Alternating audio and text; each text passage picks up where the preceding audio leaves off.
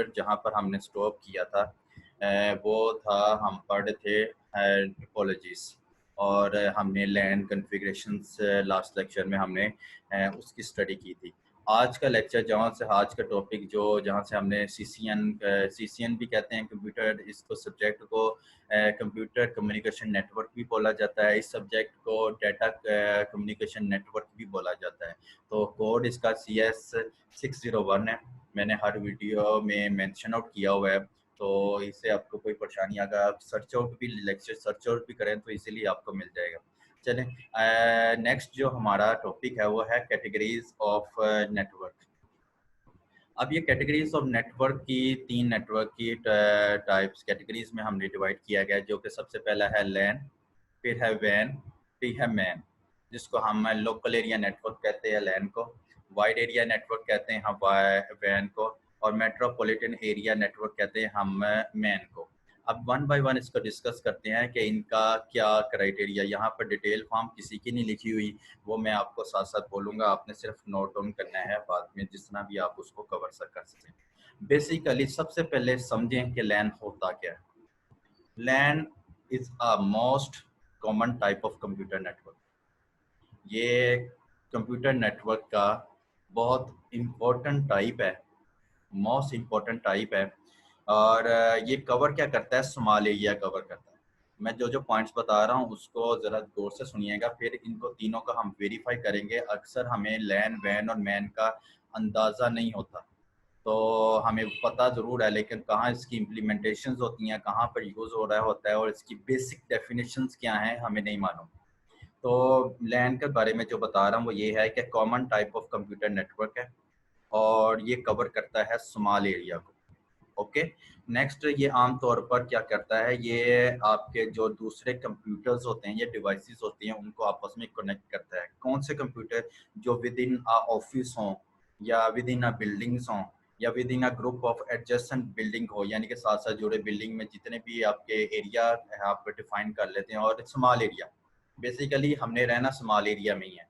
जो small area में जो कनेक्टिविटी होती है वो लोकल एरिया नेटवर्क होती है, जो कि अगर हम आप एजुकेशनल अदारे के बात करें तो कंप्यूटर लैब, कॉलेज में जो कंप्यूटर लैब होती है उसमें आपने देखा होगा नेटवर्क के साथ, हर एक कंप्यूटर के साथ वायर के साथ अटैच कर दिया जाता है और उसको एक जिस तरह यहाँ पर पिक्चर्स बनी हुई है, ये सारा उसी का क्राइटेरिया है लैब का ही। अगर आप लैब को आपस में कनेक्ट कर दें तो वो ये चीज़ आती है, जिसमें ये देखें यहाँ पर जो सिंगल बिल्डिंग अगर की बात करें तो लैन ये डिफाइन कर रहा है। अगर मल्टीपल बिल्डिंग्स हैं, लैन की टोपोलॉजी मार्क करें, उसमें रिंग है, स्टार यूज हुई है, और उसके बाद पॉइंट टू पॉइंट जो भी आपकी मैश टोपोलॉजीज है, ये देखें उन 3 टोपोलॉजीज को उसने लैन की एक वायर बाहर इसकी बैकबोन ले ली और उस पर इसने सारी बिल्डिंग्स को कवर अप कर लिया। आई होप यू अंडरस्टैंड कि मैं आपको कहना क्या चाह रहा हूँ। अच्छा, लैन को अगर मैं थोड़ा सा और डिस्क्राइब करूँ तो लैन बेसिकली जो हम कहते हैं, या तो हम इसमें केबल भी यूज़ कर सकते हैं और हम इसमें वायरलेस भी कम्युनिकेशन के ज़रिए हम लैन को यूज़ कर सकते हैं, क्योंकि ये लो कॉस्ट, क्योंकि ये बियर करता है, इसलिए हम लैन की कनेक्टिविटी बहुत ज़्यादा आजकल इन है। तो जैसे कि हमने जो वायर कम्युनिकेशन सेटअप पढ़े थे, जिसमें हमने ट्रांसमिशन मीडिया पढ़ा था, जिसमें ट्विस्टेड फाइबर केबल्स, उसके बाद हमने, अगर मैं यूज़ करूँ कि हम वायरलेस के जरिए क्या यूज़ करते हैं, तो ट्रांसमिशन मीडिया हम वायरलेस को यूज़ करते हैं रेडियो और इंफ्रारेड वेव्स। लेकिन अगर हम वायर के साथ यूज़ करते हैं तो हम ज़्यादातर यूज़ करते हैं कोएक्सियल केबल और फाइबर ऑप्टिक्स केबल लैन में इस्तेमाल करते हैं।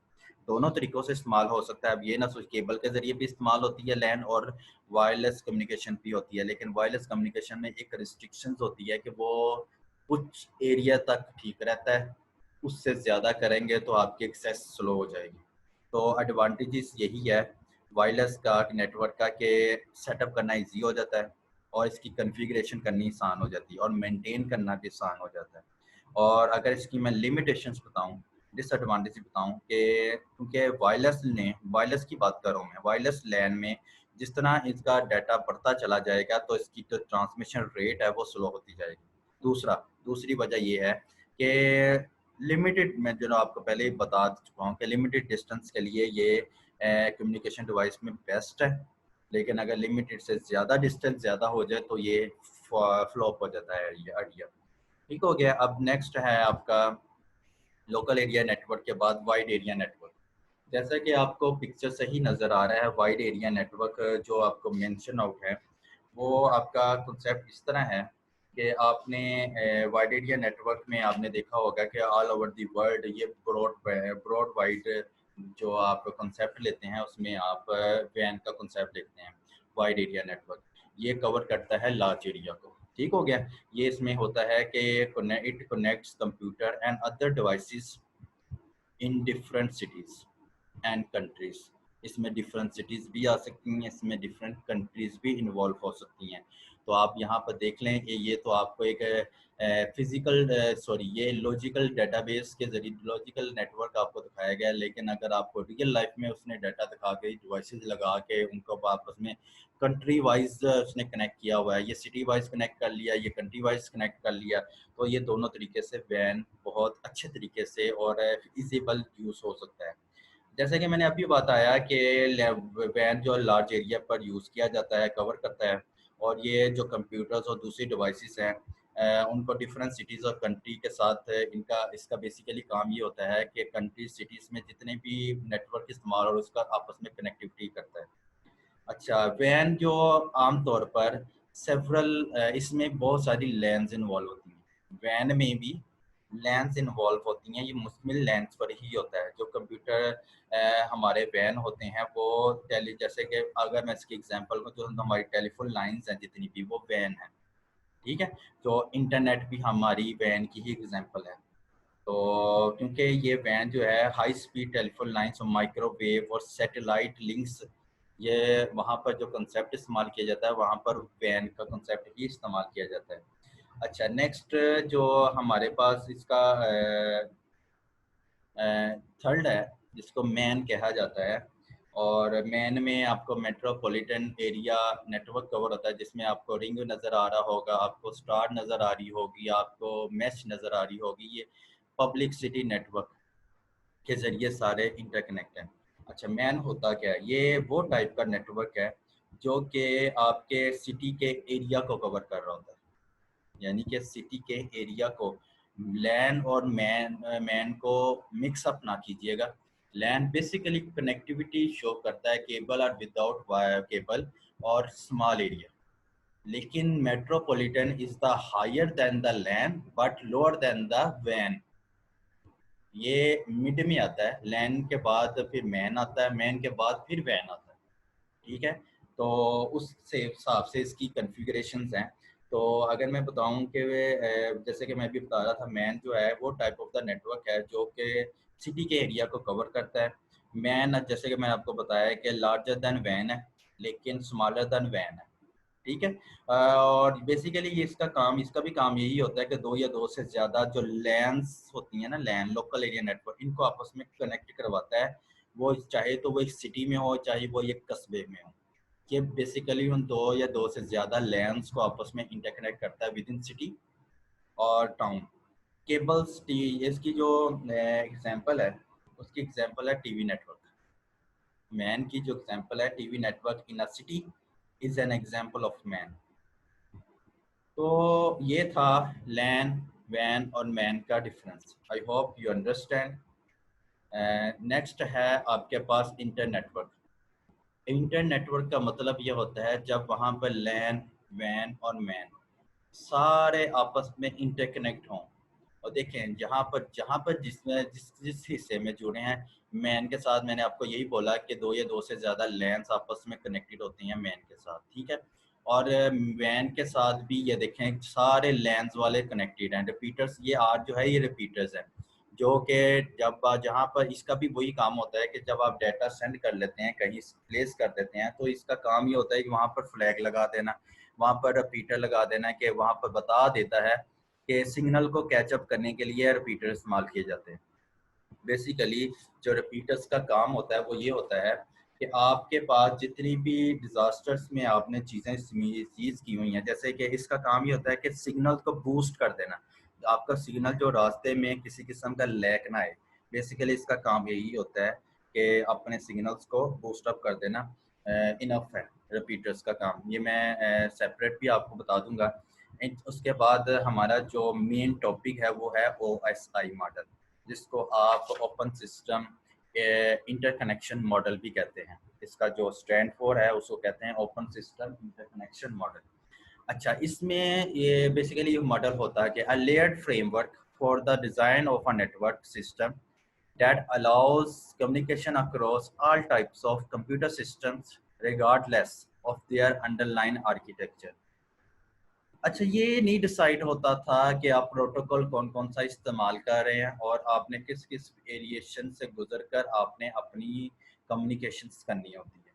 तो मुख्तलिफ सारे लेयर्स जो थे, जो भी काम थे, स्टेप बाय स्टेप सारे होते थे, तो हर कोई उस जो पार्ट में से गुजर कर जाता था।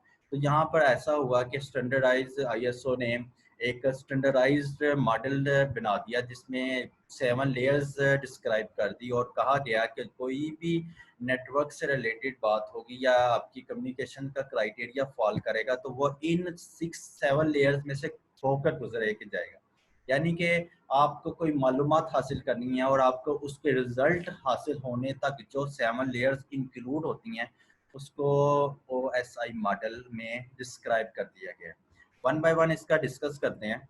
ये आपके पास जो आपको फिगर नज़र आ रही है, इमेज नज़र आ रहा है, जिसमें application layers number 1, presentation layer, session layer, transport layer, network layer, data link layer, physical layer. Basically अगर यूजर एंड से देखा जाए तो जो राइट कर रहा होता है, यानी कि जो कोई चीज़ सर्च करना चाह रहा होता है, मैंने लास्ट टाइम भी आपको बताया था, जो चीज़ सर्च आउट की जाती है वो इसको एप्लीकेशन से लेकर फिजिकल पॉइंट ऑफ व्यू से चेक करता है। ठीक है, उसने अगर मैंने कोई चीज़ राइट करनी है, यानी कि मैं कोई चीज़ सर्च करना चाह रहा हूँ, तो मेरा यहाँ से काम शुरू होगा और इस तरफ मेरी मूवमेंट होगी। ठीक है, और अगर मेरी बेसिक अगर मैं यूज़र एंड पर हूँ और मैंने सर्च करने के बाद अब सर्च करना है, यानी कि अब मेरे पास रिजल्ट आना चाहिए, तो बेसिकली जो फ्लो है ना आपके OSI मॉडल का, ये नंबर 1 2 3 4 5 6 7 लगे हुए हैं, ये यहीं से इसके स्टार्टअप होते हैं। लेकिन जो राइट कर रहा होता है उसकी स्टार्टअप यहाँ से होता है, और अदरवाइज जो देखने वाला होता है, जिसने वर्किंग देखनी होती है, वो उसको जो फिजिकल नज़र आ रहा होता है, जो डाटा आफ्टर सर्चिंग, तो वो फिजिकल में उसकी पहली लेयर बनती है। उसके बाद जो पीछे पीछे स्टेप जाते हैं वो डिस्क्राइब किए गए हुए हैं। I hope you understand. Next हम इसके वन बाय वन लेयर्स के कंटिन्यू करते हैं। ये OSI मॉडल का जो स्ट्रक्चर है वो इस तरह होता है। बेसिकली डिवाइस एक है, ये दूसरी डिवाइस है, इसने जो अपना डाटा सेंड किया, डाटा सेंड करने के बाद जो रिसीवर बना, ये जो इंटरमीडिएट नोड है ना, यहाँ पर ये चीज़ें आपका आर्किटेक्चर इन्वॉल्व हो जाता है। आप फिजिकल लेयर पहली है, उसके बाद उसमें 2 in 1 का इंटरफेस है, उसके बाद डाटा लिंक नेटवर्क, उसमें जो लेयर्स आती हैं उसमें 2 और 3 का लिंक है। जैसे ही नेटवर्क का आएगा उसमें 3 और 4 का लिंक, इनके दरमियान जो इंटर रिलेटेड काम होता है वो हमने पढ़ना है। बेसिकली हमने वो स्टडी आउट करना है। तो बेसिकली ऑर्गेनाइजेशन आपकी लेयर की ऐसे है कि आपके पास जो नेटवर्क सपोर्ट लेयर है, जैसे अगर ये रिप्रेजेंटेशन 1, ये जैसे यहाँ पर 1 2 3 जो नंबरिंग लगी हुई है, आपने इसी तरह इसको कंटिन्यू करना है। आपकी जो कॉन्फ़िगरेशंस हैं, ऑर्गेनाइजेशंस हैं लेयर्स की, वो नेटवर्क सपोर्ट लेयर जिनको करता है वो लेयर्स हैं 1 2 3, मतलब फिजिकल, डाटा और नेटवर्क। जो यूजर सपोर्ट लेयर्स होती हैं वो ज़्यादातर होती हैं एप्लीकेशन, प्रेजेंटेशन, सेशंस। ठीक है, ये वो लेयर्स होती हैं जो कि इसकी बाकी के लेयर को प्रेजेंट कर रही हैं सपोर्ट लेयर के तौर पर। नेक्स्ट, इसकी जो आपकी OSI मॉडल में जो चीज़ें इस्तेमाल होती हैं, बेसिकली पता क्या हुआ है इसमें, होता क्या है OSI मॉडल में, आपके कंप्यूटर एंड से जो डाटा सेंड किया जाता है वो बिट्स की फॉर्म में होता है। ठीक है, वो बिट्स की फॉर्म में आपने डाटा ट्रांसमिशन मीडिया पर भेजकर कंप्यूटर को अंडरस्टैंड, उसके दरमियान जो कम्युनिकेशंस होती हैं, जो नेटवर्क का एरिया इस्तेमाल होता है, और जो आपने अभी पढ़ा सपोर्ट, यूजर सपोर्ट लेयर्स की जो भी लेयर्स इस्तेमाल होती हैं, ये सारी 1 बाय 1 इनका क्राइटेरिया फॉल करता है। उसके बाद जो हम सर्च कर रहे थे वो एज इट इज जो सर्च किया होता है वो हमें शो होता है। वहां पर हमें बिट तो कभी नहीं आई 0 1 की फॉर्म में, हमें वो डाटा ही सर्च मिला है। ये चीज़ हम पहले, सबसे पहले तो पढ़ लेते हैं फिजिकल लेयर। हमने स्टार्ट करना है 1 से। अब फिजिकल लेयर, जैसा कि आप सबको मालूम है, फिजिकल लेयर जो अभी मैं आपको बता रहा था कि आपके पास जो लेयर है आप जिसमें आपको डाटा इनकोड करके आपके सामने रिजल्ट आ जाता है, उसको कहते हैं physical layer. Transmit the digital bit stream, जो आप 01 की फॉर्म में ट्रांसमिट करते हैं stream over the transmission medium, जो आपको पिक्चर में भी आपको नजर आया था कि आप डिजिटल बिट्स जो है 01 की फॉर्म में आप ट्रांसमिशन मीडिया पर सेंड करते हैं। और ये फिजिकल लेयर डिफाइन करता है इलेक्ट्रिकल और mechanical specification of the connection like cables और कनेक्टर्स। ठीक है। बेसिकली फिजिकल लेयर का जो काम होता है वो ये होता है कि डाटा जो आपने फॉर्मेशन जिसकी बनानी है वो सिग्नल्स की फॉर्मेशन होती है, मतलब एनकोडिंग। आपने जो डाटा एनकोड करना है in the form of bits, उसमें वायर के ज़रिए, यानी कि जो आपने ट्रांसमिशन मीडिया, ये वायर की लफ्ज़ बोल रहा हूँ, उसमें ट्रांसमिशन के ज़रिए जब आप डेस्टिनेशन पर डाटा जाएगा तो वहाँ पर हमने एक कॉन्सेप्ट पढ़ा था मल्टीप्लेक्सिंग और डी मल्टीप्लेक्सिंग। आपके पास पीछे चैनल में एक से ज़्यादा एप्लीकेशंस आ रही होती हैं। आप मल्टीप्लेक्सिंग क्या करता है, उन सब को मर्ज कर कर एक ट्रांसमिशन मीडिया पर भेज देता है। अब वो ट्रांसमिशन मीडिया पर जो उसने डाटा भेजा है और उसका जो क्राइटेरिया है उसने कैसे उसको फॉल करना है, वो सेंड किया जाता है ट्रांसमिशन मीडिया पर। जब वो डेस्टिनेशन पॉइंट पर पहुंचता है, रिसीवर एंड पर पहुंचता है, तो रिसीवर एंड पर डी मल्टीप्लेक्सिंग हो रही होती है। वो क्या करता है, उस सिंगल एंड की जो बिट आ रही होती है उसको डी मल्टीप्लेक्स करता है। उसको दोबारा, अगर मैंने फ़र्ज़ किया एग्जांपल में कि मैंने 5 किस्म का डाटा भेजा, मल्टीप्लेक्सिंग ने सेंडर की तरफ से उसको एक बिट डाटा बना दिया, यानी कि उसको एक ट्रांसमिशन मीडियम में ट्रांसफ़र कर दिया। जब वो डेस्टिनेशन पॉइंट के पास पहुंचेगा तो वो डी मल्टीप्लेक्सर क्या करेगा, उस एक सिग्नल्स को, जो जितनी उसकी 5 लेयर्स थी, 5 जो डेस्टिनेशन सिग्नल्स में दोबारा रीकंस्ट्रक्ट, ये रीबिल्ड कर देगा। तो इस तरह आपके जो दरमियान में डिस्टोर्शन का अमल ख़त्म हो जाता है। मैंने आपको मल्टीप्लेक्शन डीमल्टीप्लेक्शन का पूरा एक टॉपिक कंप्यूटर नेटवर्क के लेक्चर्स में भी पढ़ाया था और वो वीडियो में पढ़ा भी हुआ है। तो बेसिकली फिजिकल लेयर का ये काम होता है। और एक और मज़े की बात यहाँ पर, बहुत इंपॉर्टेंट बात है कि एप्लीकेशन के पास, जैसे एप्लीकेशन होती है पहली लेयर, उसके पास एक एड्रेस होता है। इसी तरह फिजिकल लेयर में भी एक पोर्ट नंबर होता है, जो port number all over the world same होता है, और वो पोर्ट नंबर है 80। 80 पोर्ट नंबर जब असाइन कर दिया जाता है, तमाम वेब सर्वर जो होते हैं पूरी दुनिया में, वो एक पोर्ट नंबर उनका होता है, और वो पोर्ट नंबर क्या होता है, 80, जो कि उनको उसकी पोर्ट की बिना पर उसको डिफाइन करते हैं, उसकी डेस्टिनेशन डिफाइन करते हैं, इसलिए इसको किया जाता है।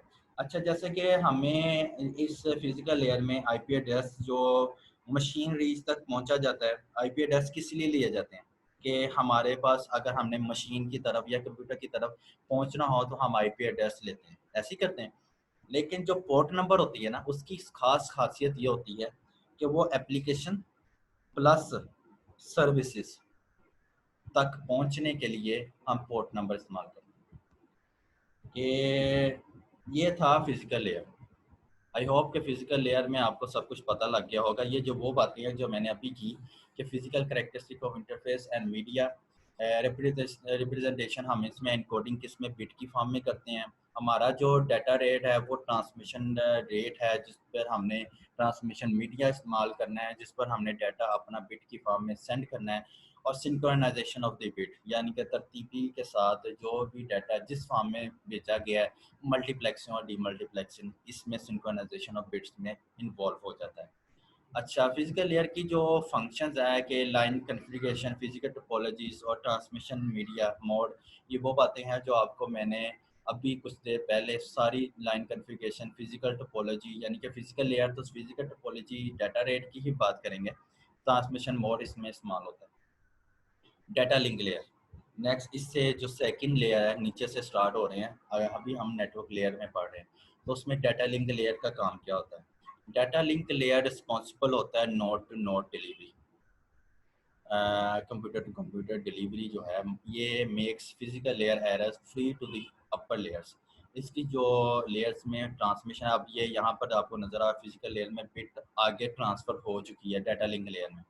अब उस डाटा लिंक लेयर में इसको दो ग्रुप्स में तकसीम किया जाता है। एक को कहते हैं LLC, जिसको कहते हैं, अगर इसका स्टैंड फॉर है लॉजिकल लिंक कंट्रोल। सेकंड को कहते हैं मैक, जिसको कहते हैं मीडिया एक्सेस कंट्रोल। दो हिस्सों में डिवाइड किया जाता है, जिसको हम LLC एक को कहते हैं, दूसरे को हम कहते हैं, जिसमें हम कहते हैं उसको मैक लेयर। मैक लेयर में जैसा कि अगर हम LLC को डिफाइन करें, उसमें यह होता है कि LLC में ये मॉनिटर करता है, इसको कंट्रोल करता है और मैनेज करता है। LLC यानी कि लॉजिकल लिंक कंट्रोल मॉनिटर करता है, कंट्रोल करता है और मैनेज करता है। लेकिन जो मैक है लेयर है, वो डाटा लिंक लेयर में मैक लेयर वो मल्टीपल डिवाइसेस पर असेंबल्ड होती है। एक चैनल होता है, एक लिंक होता है और एक मीडियम इस्तेमाल किया जाता है, उसको कहते हैं मैक लेयर। उन सबको मैनेज करना और उसको कंट्रोल करना, ये मैक का काम होता है। यानी कि multiple devices, one channel, one link and one medium. अगर आपको अभी मैंने टोपोलॉजी पढ़ाई है, तो जैसे कि multiple devices, one channel, one link, तो बस टोपोलॉजी सबके जहन में आता होगा। वहाँ पर वन लिंक था, एक चैनल था, मल्टीपल डिवाइसेस कनेक्ट थी। तो बेसिकली मैक का जो लेयर है वो बस टोपोलॉजी पर फॉलो करता है, और इनमें जो भी एक्टिविटीज़ हैं, जो भी इनमें मॉनिटरिंग है, वो सब मैनेज मैक लेयर में होता है। मैक लेयर पर भी एड्रेसेस होते हैं जो कि हार्डवेयर और फिजिकल एड्रेसेस होते हैं जी। जैसे कि हमने आईपी, जो अगर इंटरनेट प्रोटोकॉल की बात करें, वो लॉजिकल लिंक कंट्रोल है, और मैक पर इस तरह मैक पर भी कोई एड्रेस इस हार्डवेयर फिजिकल के हिसाब से नहीं होता। और वही बात कि अगर डाटा लिंक लेयर पर हम अपने डाटा को कैसे सेंड कर सकते हैं, तो वहाँ पर मैंने आपको लास्ट टाइम बताया था कि टोकन जनरेट कर देते हैं, जिसकी वजह से हम अपने डाटा को इजीली सेंड कर सकते हैं। और ये डाटा अगर हमें किसी किस्म का इसमें एरर आ जाए, तो एरर डिटेक्शन कैसे की जाती है, हम डाटा जब आता है तो उसके साथ एक वैल्यू को काउंट करके लगा देते हैं। वो वैल्यू जब आती है तो हम उस डाटा को ले लेते हैं और वैल्यू को अलग कर देते हैं, और वैल्यू से हमें पता लग जाता है कि ये फलां किस्म का डाटा है। इतनी एक्सप्लेनेशन डाटा लिंक लेयर में काफ़ी है। डाटा लेयर का जो फंक्शन है, ये फ्रेमिंग का काम करता है। फिजिकल एड्रेसिंग वो उसमें फिजिकल लेयर में भी था, इसमें भी इन्वॉल्व होती है, क्योंकि एड्रेस काउंट होती है। Flow control, error control, access control, जैसे कि मैंने आपको बताया LLC और मैक में बताया, वो सारा इसमें जो भी कंट्रोल के जितने भी फंक्शन है वो डाटा लिंक लेयर में ही किए जाते हैं। अच्छा, डाटा लिंक लेयर में एक खास जो बात है, वो चीज़ ज़हन में रख लें कि फ्रेम्स बनते हैं, और फ्रेम किसके कम्बिनेशन से बनते हैं, पैकेट के। जहाँ पर हमने डाटा कंप्यूटर नेटवर्क में देखा था, तो हम स्टार्ट ऑफ द बिट और लास्ट ऑफ द बिट यानी कि एक एक्स्ट्रा बिट साथ अटैच कर देते हैं, जिससे हमें पता लग जाता है कि फ़लाँ किस्म का डाटा है, फ़लाँ किस्म का फ़लाँ का डाटा है, और हमने इसको किस तरह यूज़ करना है। उसके बाद है नेटवर्क लेयर। नेटवर्क लेयर में हम जो बेसिकली इसकी जो रिस्पॉन्सिबिलिटी है, वो ये है कि सोर्स से डेस्टिनेशन की डिलीवरी जितने की जिम्मेदारी नेटवर्क लेयर पर होती है। नेटवर्क लेयर इस बात का इंश्योर करता है कि हर पैकेट जो उसकी ओरिजिन से फाइनल डेस्टिनेशन तक पहुंचाया जा रहा है, वो पैकेट उसने अचीव करना होता है, यानी कि वो हासिल करना होता है कि वो पैकेट में डाटा इजीएबल ट्रांसमिट हो रहा है। ट्रांसमिशन मीडिया में नेटवर्क जो इस्तेमाल कर रहे हैं हम, और इसको इस्तेमाल करने के लिए हम करते हैं यहाँ पर पैकेट की फॉरवर्डिंग। मैंने लास्ट में आपको डाटा लिंक लेयर में ये बताया कि वहाँ पर हम फ्रेम इस्तेमाल करते हैं, पूरा फ्रेम सेट, और पैकेट जो है हम इस्तेमाल करते हैं नेटवर्क लेयर। अब इसकी बारीकी में चले गए नेटवर्क की, तो वहाँ पर क्योंकि आप बताया था फ्रेम होता है कम्बिनेशन ग्रुप ऑफ पैकेट्स का फॉर्मेशन फ्रेम बनती है। तो पैकेट जो आपको मैंने लास्ट कंप्यूटर नेटवर्क में बताया कि जिसमें हम बिट्स एक एक्स्ट्रा बिट ऐड कर देते हैं, जिससे हमें डेस्टिनेशन पॉइंट का पता लग जाता है कि फ़लाँ डाटा किसका है और कैसे पहुँचना है। अच्छा, राउटिंग बेसिकली वो रास्ता है, यानी कि जिसको मैंने आपको कहा था, बताया था, डाटा को डेस्टिनेशन मशीन पर भेजना नेटवर्क लेयर का काम होता है, और ये भी डिसाइड करना कि कौन सा पाथ इस्तेमाल किया जाए, ये भी नेटवर्क लेयर की ही जिम्मेदारी है। जिसमें सबसे इम्पोर्टेंट जो है वो आईपी एड्रेस है, इंटरनेट प्रोटोकॉल डिवाइस है जो कि आइडेंटिफाइड करती है और ये जो है ये यूनिक ड्रेस होता है of every part of the computer, laptop और something machines layers.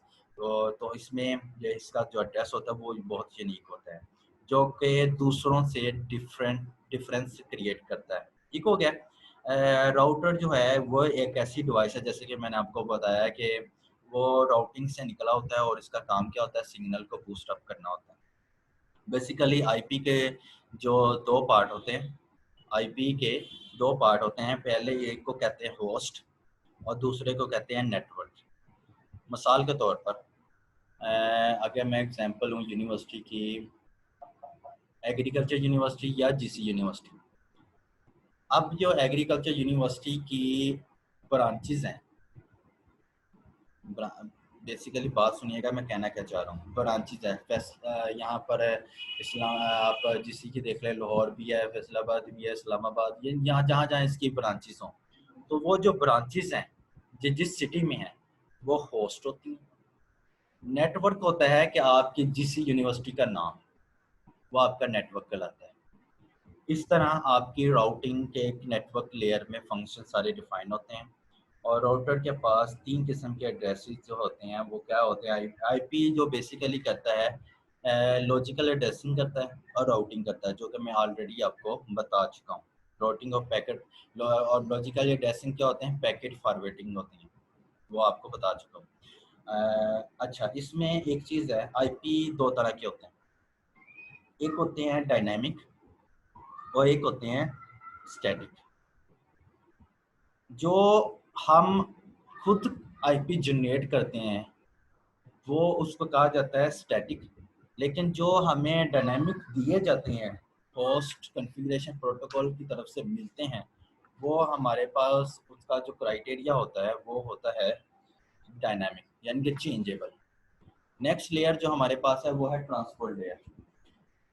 Transport layer में बेसिकली हम जो डाटा सेंड कर रहे होते हैं दो डिवाइसेस के दरमियान, वो डाटा उनका तरीके का समन होता है कि वो आपस में उनकी कनेक्शन जो है विद कनेक्शन है या विदाउट कनेक्शन है डाटा सेंड कर रहे होते हैं। तो अगर कनेक्टिव के हिसाब से देखा जाए, प्रोटोकॉल दो किस्म के इस्तेमाल होते हैं नेट ट्रांसपोर्ट लेयर में। एक होते हैं टीसीपी, ट्रांसमिशन कंट्रोल प्रोटोकॉल, और एक होता है यूडीपी, यानी कि यूज़र डाटाग्राम प्रोटोकॉल। अब यूज़र डाटाग्राम प्रोटोकॉल और ट्रांसमिशन कंट्रोल प्रोटोकॉल में क्या डिफरेंस है। टीसीपी जिसे ट्रांसमिशन कंट्रोल प्रोटोकॉल कहते हैं वो कनेक्शन से बनता है और उसका काम क्या होता है, send and terminate the data connection. इसको कनेक्शन ओरिएंटेड प्रोटोकॉल भी कहते हैं। जबकि यूडीपी ये कनेक्शन लेस होता है, यानी कि कनेक्शन लेस प्रोटोकॉल होता है, इसमें कनेक्शन नहीं होते, जबकि टीसीपी में कनेक्शंस होते हैं। सिर्फ डाटा सेंड किया जाता है और टर्मिनल डेट नहीं होती इसमें। ये बता देना कि आप इसके आगे आपने क्या इस्तेमाल करना है, तो ये आपके टीसीपी और यूडीपी डिसाइड करते हैं। मिसाल के तौर पर अगर स्काइप आप सब लोगों ने सुना हो, स्काइप बेसिकली इस्तेमाल करता है यूडीपी को, कनेक्शन लेस है। और जो गूगल है, जो आप सर्चिंग पॉइंट व्यू से है, वो आप इस्तेमाल करते हैं टीसीपी, ट्रांसमिशन कंट्रोल प्रोटोकॉल, क्योंकि ये हमें बताता है कि हम किस किस्म का डाटा यूज़ कर रहे हैं और आगे इससे नेक्स्ट क्या होना है। जैसे कि अगर मैं मिसाल दूं कि आपने वाईफाई लगाया है 10 MB का और आगे अगर यूज़र्स उसके हैं 12, तो वो 12 जो यूज़र हैं वो डिस्ट्रीब्यूट किए जाएंगे, इक्वली डिस्ट्रीब्यूट किए जाएंगे 2 MB के हिसाब से। अगर ये बढ़ता चला जाएगा तो आपका ये होता है कि आपकी जो लेयर्स होती हैं उसमें कनेक्टिविटी में लॉस आ जाता है, यानी कि स्लो हो जाता है। मल्टीप्लेक्सिंग और फ्लो का जो क्राइटेरिया वो इसमें फॉलो करता है। ठीक हो गया। तो मैनी टू वन मल्टीप्लेक्सिंग कहते हैं और वन टू मैनी उसको डी मल्टीप्लेक्सिंग कहते हैं। ट्रांसफर लेयर भी हमने पढ़ लिया। इसके जो फंक्शन है वही फंक्शन है जो नेटवर्क के होते थे। अच्छा, इसमें भी फंक्शन इसका यही होता है। ये जो फिगर आपको नज़र आ रही है सिर्फ जस्ट आपने अगर आप बनाना चाहें तो ठीक है, अदरवाइज आपको जो मैंने बातें बताई वही लिख दें, काफ़ी है। सेशन लेयर, सेशन लेयर जो हमारी लेयर होती है जो जिसमें हम करते हैं जब दो पार्टीज आपस में कम्युनिकेट कर रही होती हैं ना, तो उनमें उनके दरमियान चेक करना है कि उन्होंने आपस में जो कम्युनिकेशन किया है कैसे की है, कब कब की है और क्या की है, ये सेशन लेयर में डिफाइन होता है। ठीक हो गया। तो इसमें जो आपको establish maintains and synchronize the interaction between the communicating system, मैंने सिंपल वे में आपको बता दिया कि दो पार्टी जो आपस में कम्युनिकेट कर रही होती हैं, ये उनको चेकआउट करता है कि उनकी कम्युनिकेशन कब हुई, कैसे हुई, कब और क्या हुई। ये सेशन लेयर का काम होता है। ठीक है। सिक्योरिटी मैनेज करना भी इस सेशन लेयर का ही काम होता है, जैसे डायलॉग कंट्रोल, डायलॉग जो आपकी कन्वर्सेशन है, और सिंक्रोनाइजेशन, ये सेशन लेयर का काम होता है। अब जो आपके पास सेकंड लास्ट जो आपकी लेयर है वो प्रेजेंटेशन लेयर है। प्रेजेंटेशन में सिर्फ इतना ही है, ये सिंटैक्स और सिमेंटिक इंफॉर्मेशन की एक्सचेंज करता है दो सिस्टम के दरमियान। अब ये सिंटैक्स और सिमेंटिक क्या होते हैं? सिंटैक्स में हम करते हैं रूल्स डिफाइन करते हैं कि हमने इस लेयर को कैसे कंटिन्यू करना है, और सिमेंटिक में हम क्या करते हैं, हम उस डाटा के मीनिंग के हिसाब से उसको डेस्टिनेशन पॉइंट तक सेशन लेयर पर आगे कंसर्न करते हैं। बस इसका ये काम होता है, ये बताना होता है कि डाटा किस एप्लीकेशन का है। ये आपकी प्रेजेंटेशन लेयर का काम होता है। ठीक हो गया। आपके पास जो इसके कम्प्शन, ट्रांसलेशन, इंक्रिप्शन और कंप्रेशन इसकी ही पार्ट है, जो मैंने आपको बताया वो इनफ है। अगर आप फिर भी ऐड करना चाहें तो कर सकते हैं। लास्ट लेयर आपकी है एप्लीकेशन लेयर। एप्लीकेशन लेयर में जैसे कि यहाँ पर मेंशन है, enable the user either human और software to access the network. जब इंसान कोई चीज़ सर्च करना चाह रहा हो, ये डाटा एंटर करता है, तो वो जो लेयर पर सबसे पहले वर्किंग कर रहा होता है वो एप्लीकेशन लेयर पर वर्किंग कर रहा होता है। तो उस लेयर को जहाँ पर हम डाटा एप्लीकेशन एंड से कोशिश करते हैं लिखने की, टाइप करने के, ताकि हमारे पास जो रिज़ल्ट आए वो एप्लीकेशन लेयर होते हैं। सम आर प्रोटोकॉल आर जो इस पर इन्वॉल्व होते हैं, जैसे कि हाइपरटेक्स्ट ट्रांसफ़र प्रोटोकॉल, हम बहुत ज़्यादा हम इसके बारे में मालूमात है। जो data which are comes on your computer, उसको हम हाइपरटेक्स्ट ट्रांसफ़र प्रोटोकॉल कहते हैं। इसी तरह जब हम किसी नेटवर्क का पार्ट हों, लाइक किसी यूनिवर्सिटी जो भी है, उसका पार्ट हो, या अदर पंजाब यूनिवर्सिटी हो, या एग्रीकल्चर यूनिवर्सिटी हो, अगर हम उसके नेटवर्क का पार्ट होते हैं तो हमें कुछ नेम दिया जाता है जिसको हम बोलते हैं DNCP, dynamic host configuration protocol. ये हमें एक गेम सर्वर की साइड से एक नेम दिया जाता है। और इसके बाद कुछ प्रोटोकॉल्स में एक और है जिसको DNS भी बोलते हैं, डोमेन नेम सिस्टम। ठीक है, ये एप्लीकेशन लेयर से आगे ये प्रोवाइड करता है यूज़र को इंटरफेस, और सपोर्ट करता है सर्विस के जो हम प्रोवाइड कर रहे होते हैं।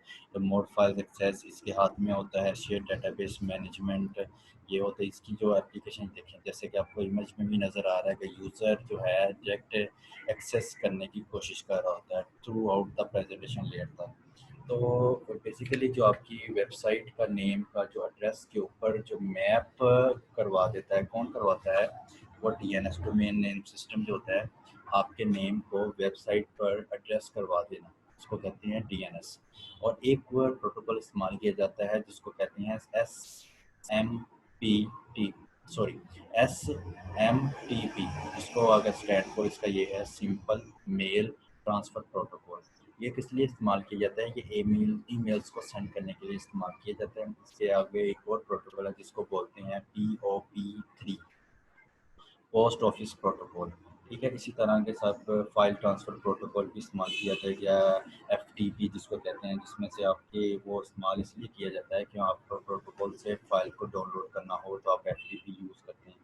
ये वो प्रोटोकॉल हैं जो हम HTMLs में और दूसरे प्रोटोकॉल इस्तेमाल करके हम एप्लीकेशन लेयर्स में इनका यूज़ करते हैं। और इसके यूज़ करने के बाद बेसिकली ये यूज़ किया कहाँ से किया जाता है? ये किया जाता है आपके यूज़र एंड की तरफ से। तो इसके जो फंक्शंस हैं, जैसे ना वर्चुअल टर्मिनल्स है, file transfer, access and management, mail services, directory service, जो मैंने आपको प्रोटोकॉल बताए वो सारे इसमें इनक्लूड होते हैं। सम आओ सही मॉडल की जो असेंबली सारी है उसको एक दफ़ा रीड आउट कर लेते हैं कि सबसे पहले हमने फिज़िकल पढ़ा। जस्ट चल स्टार्ट करते हैं एप्लीकेशन लेयर से। एप्लीकेशन में ये होता है कि हम एक्सेस देते हैं नेटवर्क के रिसोर्सेज के साथ, ठीक है, इजाज़त देते हैं। जबकि प्रेजेंटेशन में हम वो डाटा चेक करते हैं, ट्रांसलेट करते हैं, एन्क्रिप्ट करते हैं या कंप्रेस करते हैं, डाटा को शॉर्ट फॉर्म में कंप्रेस करते हैं। इसी तरह सेशन लेयर में क्या किया जाता है, एस्टेब्लिश किया जाता है, यानी कि मैनेज किया जाता है, और टर्मिनेट से इनके सेशन डिवाइड किए जाते हैं कि कम्युनिकेशन किस तरह होनी है, ठीक है। उस ट्रांसपोर्ट लेयर में हम उसको एक end to end message delivery और एरर रिकवरी के लिए उसको इस काबिल बना देते हैं ताकि वो ट्रांसपोर्ट के तौर पर जो भी उनका क्राइटेरिया वो फुलफिल कर सकें। नेक्स्ट जो लेयर है नेटवर्क लेयर का, जिसमें हम पैकेट्स यूज़ करते हैं सोर्स से लेकर डेस्टिनेशन तक, ताकि इंटर नेटवर्किंग प्रोवाइड हो। तो डाटा लिंक लेयर में हम क्या किया करते थे, organize bit into the frame, यानी कि आप जो आपके पैकेट्स तैयार हुए हैं डेस्टिनेशन उसका आप फ्रेम बनाते हैं नेटवर्क में। और डाटा लिंक में आपको मैंने एलएलसी और मैक के बारे में डिटेल बताई। इसके बाद जो आपके पास लास्ट लेयर है वो है फिजिकल लेयर, जिसमें आपका जो डाटा होता है वो आपको बिट्स ट्रांसमिट जो होते हैं वो ओवर द मीडियम के ऊपर ट्रांसमिट कर दिए जाते हैं। जब ओवर द मीडियम ट्रांसमिट कर दी जाती है तो कंप्यूटर उसको अंडरस्टैंड करके हमारी लैंग्वेज जो हमारा टास्क होता है, जो हम चाह रहे होते हैं, उनसे डिमांड चाह रहे होते हैं, वो उसको कन्वर्ट करके हमें वो इलेक्ट्रिकल स्पेसिफिकेशन या मैकेनिकल प्रोवाइड करके हमें वो रिजल्ट दे देता है। ये फिजिकल है। ये था ओएसआई मॉडल का सारा स्केच और इसकी रीड आउट, इसकी स्टडी। आई होप ये कि आपको ओएसआई मॉडल आपको अच्छे तरीके से समझ लग गया। आज हम अपना लेक्चर अच्छे तरीके से समझ लग गया होगा। आज हम अपना लेक्चर यहीं पर ख़त्म करते हैं। नेक्स्ट लेक्चर में नेक्स्ट टॉपिक के साथ हाजिर होंगे।